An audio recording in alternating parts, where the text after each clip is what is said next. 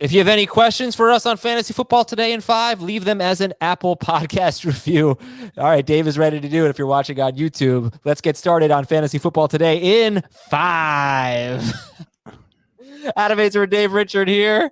All right, we got your questions. Here's one from Apple Podcast, Dave. Yes. Let's see. This is from, what's your name, buddy? This is supposed to be a fast podcast, Adam. Come on. This takes 5 minutes to read your name. On with it. 8-team league is the 8th pick. Would it be wildly stupid to take 2 of the top wide receivers like Hopkins and Diggs, and wait until round 3 to get a running back? Dave, I think you can do better than Hopkins and Diggs if you have the 8th pick, personally. Yeah, what if you get Adams and Hill? I think that's probably the only combination I would consider. And what I'd really honestly like to have is one of those receivers along with Travis Kelce.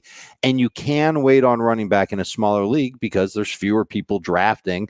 That talent pool will be pushed up a little bit. You might end up with a running back duo like, I don't know, maybe even Clyde Edwards-Helaire and David Montgomery as your running backs in the 3rd and 4th round.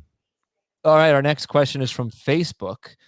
Thoughts on, it's from Ryan. Like the whole company? Yeah, it's from Ryan from Facebook. It's from Zuckerberg.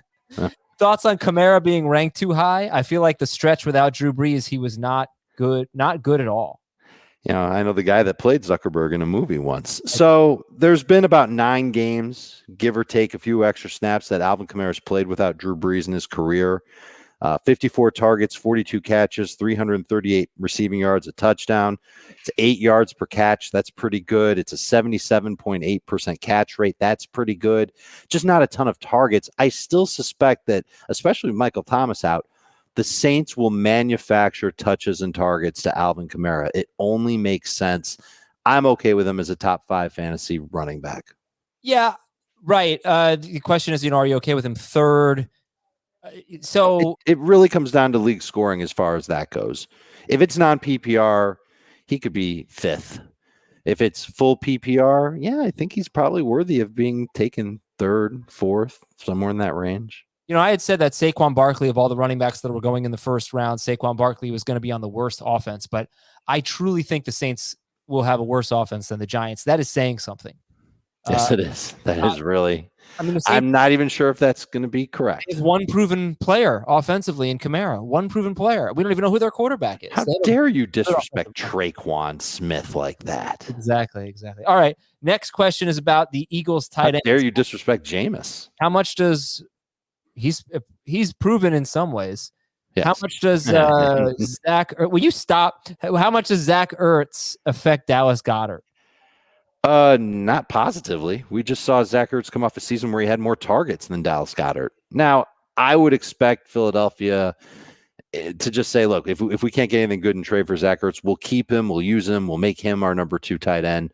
It'll flip this year. You're going to see Goddard get more targets than Zach Ertz, but Ertz will steal some looks, not just from Goddard, but from Devontae Smith, Jalen Reagor, Miles Sanders, everybody in that offense. He'll play a decent amount. Using 2 tight ends is something that I think this offense will still do. I think it makes Goddard an okay fantasy tight end, and it makes Ertz someone that's probably going to just vampire numbers from everybody else. Could help Jalen Hurts. Here's one from Eddie. Which running back outside the top 10 in the rankings are you excited about? I can start with Antonio Gibson there. I'm excited about him. Excited about him having a bigger role in Washington, and he's coming off of a year where he had double-digit touchdowns without that big of a role. I think Najee counts in Pittsburgh. Joe Mixon counts. These guys are all outside of the top 10. And, I'm still getting a little excited about James Robinson, and I think he's going to have a considerable role. It won't be quite the same as what he had last year, but I think he'll be the thunder in that offense, and he could be in line for a decent amount of touchdowns and maybe a handful of 100-yard games over the course of the season.